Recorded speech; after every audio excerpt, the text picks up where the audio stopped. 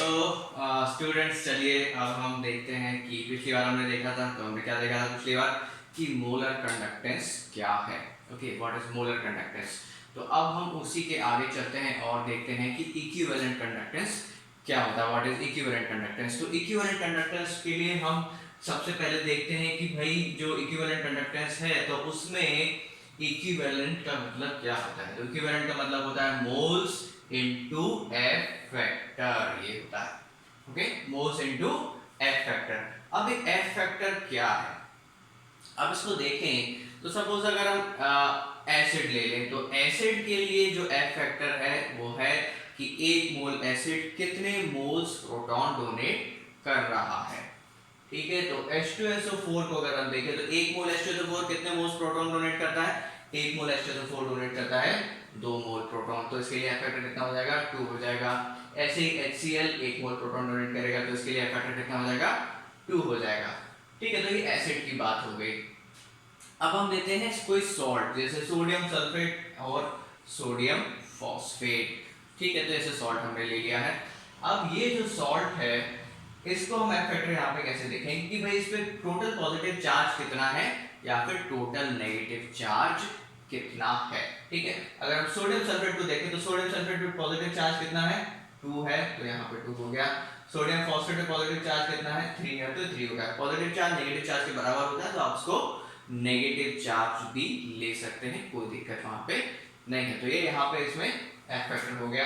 अगर हम aluminium plus 3 की बात करें, कोई सॉल्ट नहीं है, बस इस पे इस तरीके से चार्ज है, कोई आयन है, अगर उस पे इस तरीके से चार्ज है तो भी यहाँ पे एफ फैक्टर कितना हो जाता है, 3। जितना चार्ज होता है उतना एफ फैक्टर होता है। जैसे हम ये देख लें कि भाई फॉस्फेट आयन को ले लें PO4 -3, तो यहाँ पे एफ फैक्टर कितना हो जाएगा इसका, 3 हो जाएगा। ओके, तो इस तरीके से हम जो है एफ फैक्टर को डिटरमाइन कर सकते हैं। तो मोल्स इनटू एफ फैक्टर, कई बार देखा यहाँ पे एन भी लिखा रहता है कई किताबों में, इसमें कोई कंफ्यूजन वाली बात नहीं। बेसिकली आपको जानना है कि ये जो मल्टीप्लाई हम कर रहे हैं ये क्या है। ओके, अब हम देखें आगे कि जो हमने ये इक्विवेलेंट ले लिया, ठीक है, ये हो गए। तो अब यहाँ पे हम फिर से वही डेफिनेशन पे आते हैं जो कि है हमारी स्पेसिफिक कंडक्टेंस की।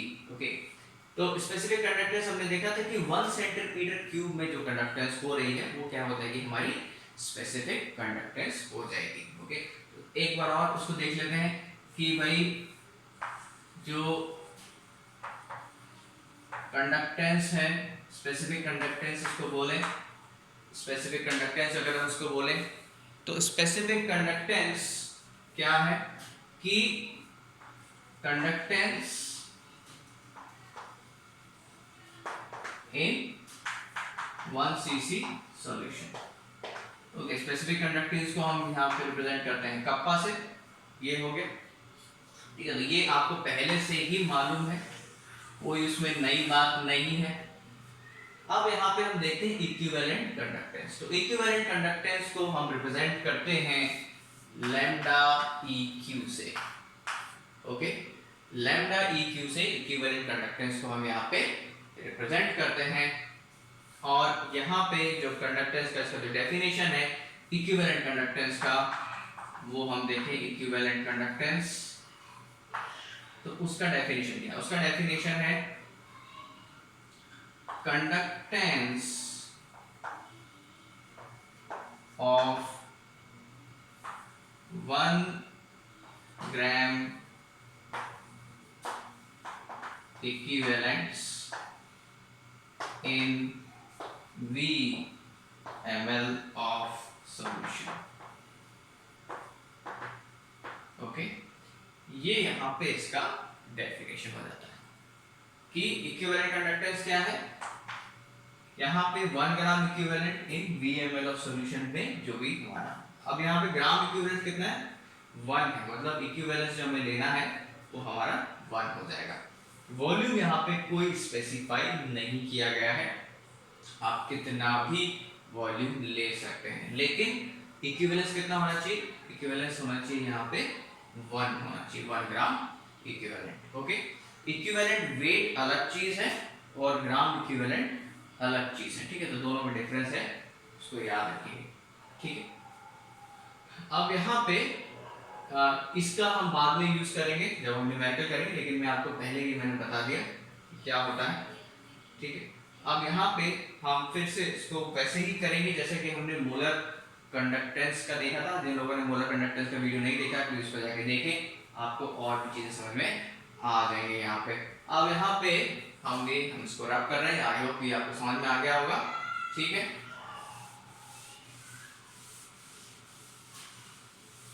तो अब यहाँ पे इसको हम देखें यहाँ तो बड़ा ही आसान है कि जो K है, K यानी स्पेसिफिक कंडक्टेंस, वो कितने में है, 1 ml या फिर 1 cc में है, ठीक है भाई। और लैम्डा इक्विवेलेंट कितने ml में है, लैम्डा इक्विवेलेंट है VmL में, ठीक है। तो ये समझ गए इक्विवेलेंट कंडक्टेंस में क्या है, 1 gram equivalent in VmL of solution. तो VmL में उसको ले रहे हैं, तो हम कैसे लिख सकते हैं इसको, lambda E Q is equal to K into V, okay, K into V। ये आप समझ गए होंगे ये चीज, यहाँ पे इतनी ये चीज सबसे पहले समझे इसमें। तो इसमें भी हम ये देख रहे हैं कि equivalent conductance directly proportional to volume है, जितना ज्यादा वॉल्यूम होगा उतना ही ज्यादा इक्विवेलेंट कंडक्टेंस हमारा होगा, ठीक है। तो ये सारी चीजें हम देख रहे हैं इसमें, ओके, ये सारी चीजें देख रहे हैं। अब हम इसी चीज को आगे बढ़ाते हैं, तो इसको हम अभी रब कर रहे हैं यहाँ से, ये समझ के हो गया इस चीज को। तो अब यहाँ पे हम इस चीज को और आगे बढ़ा देते हैं,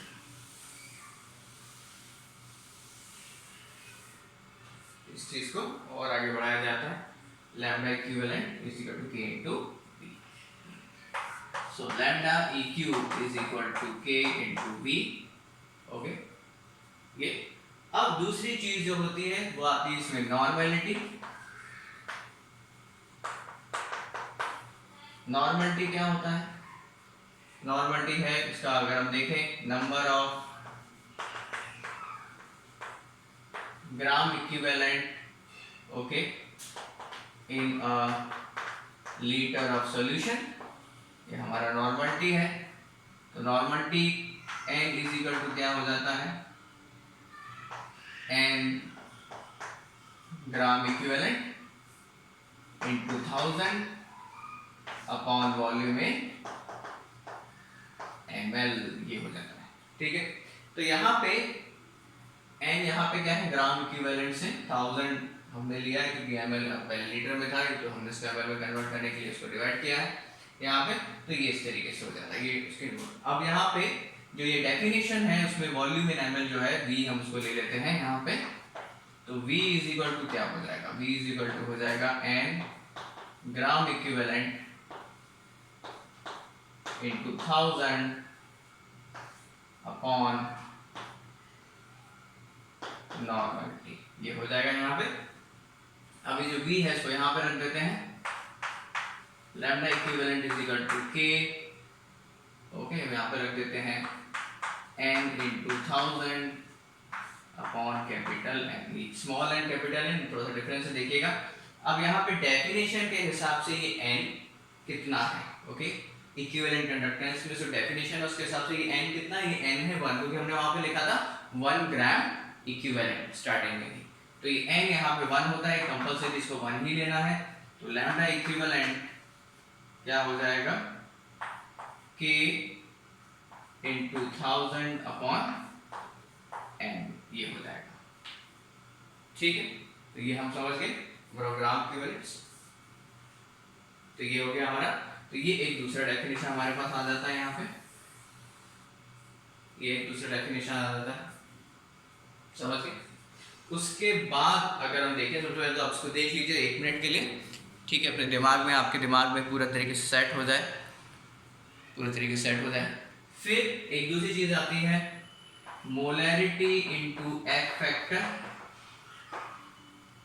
is equal to normality, okay, molarity into F factor is equal to normality यहाँ पे। तो हम नॉर्मलिटी को उठा के यहाँ पे क्या रख सकते हैं, यहाँ मोलैरिटी इंटू एफ फैक्टर रख सकते हैं, ठीक है। तो अब उसके बाद हमारी जो डेफिनेशन यहाँ पे आ जाती है,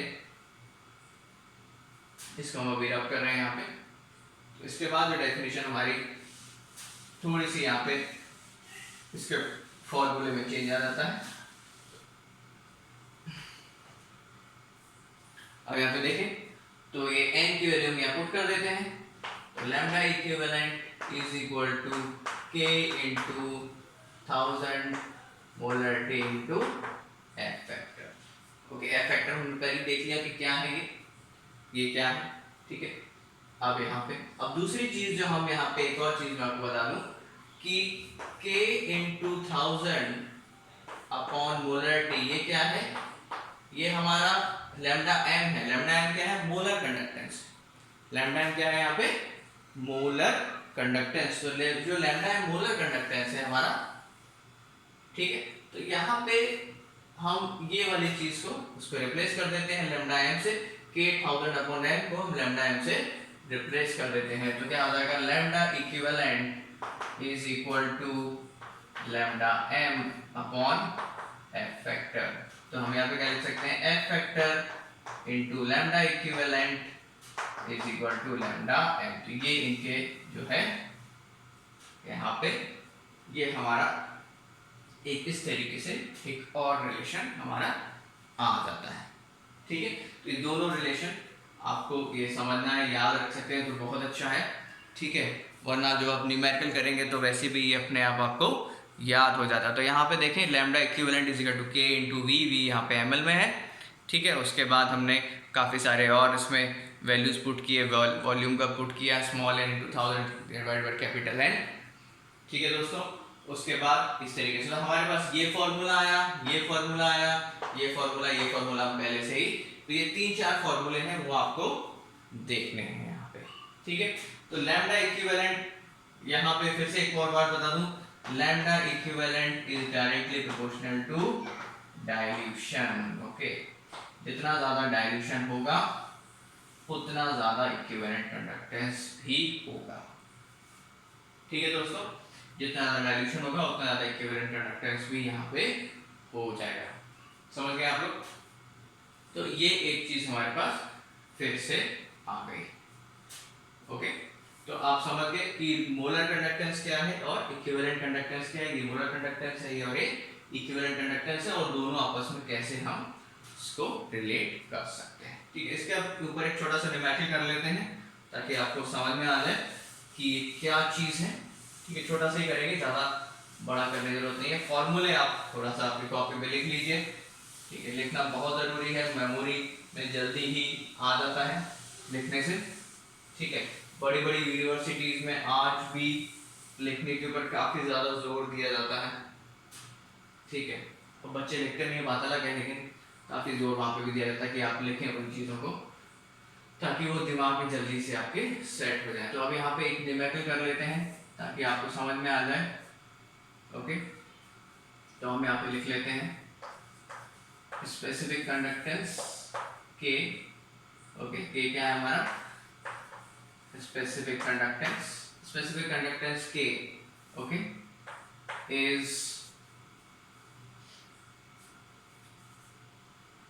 25, ओके, चलिए 25 ले लेते हैं। और k का यूनिट क्या हो जाएगा, k का यूनिट आपने फिजिक्स में यूनिट एंड डायमेंशन में पढ़ा होगा, ठीक है। कि k का यूनिट अगर हम आपको देखेंगे k का यूनिट कैसे निकाल सकते हैं, तो k का यूनिट कैसे निकाल सकते हैं, k इज इक्वल टू क्या हो जाता है हमारा, g l by a। Okay, g क्या है हमारा 1 बाई r है, 1 by r l by a। तो 1 बाई r क्या हो जाएगा, 1 अपॉन ओम हो जाएगा। l बाई a का यूनिट क्या हो जाएगा, 1 बाई l। तो ओम इनवर्स मीटर इनवर्स, तो यहाँ पे यूनिट क्या आ जाएगा, ओम इनवर्स मीटर इनवर्स। तो यहाँ पे ये हमारा यूनिट आ जाएगा। क्या यूनिट जो उतना इंपॉर्टेंट नहीं है, आप यूनिट निकाल सकते हैं, यूनिट इतनी ज़्यादा इंपॉर्टेंट नहीं। स्पेसिफिक कंडक्टेंस है ये for solution of KCL। Okay, KCL का कोई सॉल्यूशन है उसके लिए स्पेसिफिक कंडक्टेंस है हमारा। ठीक है। 25 हमने लिया है, एक आर्बिट्रेरी नंबर है, ओके, एक्चुअल में कुछ भी हो सकता है, तो वो हम अभी नहीं ले रहे हैं, ठीक है। If molarity is 0.2 molar, okay, if molarity is 0.2 molar, what is lambda m and lambda equivalent, मतलब मोलर कंडक्टेंस इसका कितना है और इक्विवेलेंट कंडक्टेंस कितना है, ठीक है। तो यहाँ पे हमने ले लिया है कि 25 है यहाँ, ठीक है, दैट इज 25, और इसको सॉल्व करने की कोशिश कीजिए, थोड़ा सा टाइम लीजिए और इसको सॉल्व करने की कोशिश कीजिए, ठीक है। चलिए दोस्तों इसको फिर सॉल्व कर लेते हैं हम लोग। सो लैम्डा एम क्या होता है, lambda M is equal to K 1000 upon molarity, okay, के कितना है 25,000 और मोलरिटी कितना है 0.2, तो हम कैसे लिख सकते हैं 2 × 10⁻⁻1, ओके, और फिर ये ऊपर जाएगा 10⁻⁻1 विल गो अप, तो कितना होता है कि 10,000, then will be 5,000, 25 5 are 125, so it will be 125 into 10⁻3, okay, ये हो जाएगा हमारा लैम्डा एम, ओके। यहाँ पे KCL का F फैक्टर यहाँ पे हो जाएगा हमारा 1, क्योंकि यहाँ पे पॉजिटिव नेगेटिव चार्ज दोनों में से कोई भी एक चार्ज ले लेंगे तो वो 1 ही होगा, तो KCL का F फैक्टर कितना हो जाएगा यहाँ पे 1 हो जाएगा, और फिर उसके बाद यहाँ पे हो जाएगा lambda M is equal to lambda E Q, दोनों ही बराबर हो जाएंगे, ठीक है दोस्तों। तो ये हमने देखा एक तरीके का यहाँ पे न्यूमेरिकल है,